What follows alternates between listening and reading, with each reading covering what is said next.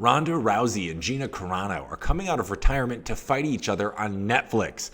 And that sentence alone tells you this isn't just a fight, it's a business strategy wrapped in nostalgia.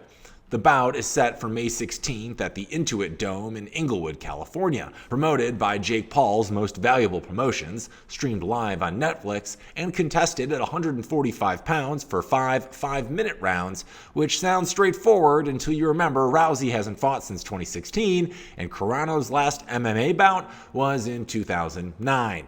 Now, these are not rising contenders climbing a rankings ladder. These are two of the most recognizable pioneers of women's MMA, stepping back into the cage after years in acting, wrestling, and public controversy. And that's kind of the point.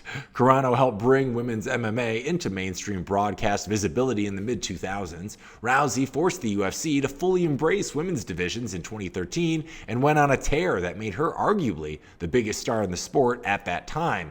And both of them remain iconic names, even if their primes were a decade ago. The event marks Most Valuable Promotions' first real push into MMA after years of boxing cards, and Netflix continues its march into live sports programming.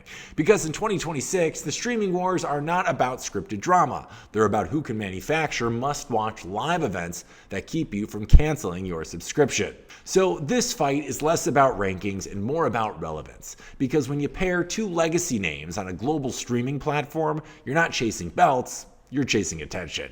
If it draws big numbers, you can expect more legacy super fights, more cross-promotion, more streaming platforms deciding that combat sports are the fastest way to guarantee live eyeballs in an on-demand world. And if it flops, well, the nostalgia era in MMA just got a very public stress test. Either way, the business model is the real main event here. I'm Hank, here to explain the chaos, not hype it. If you want clarity instead of noise, you're in the right place.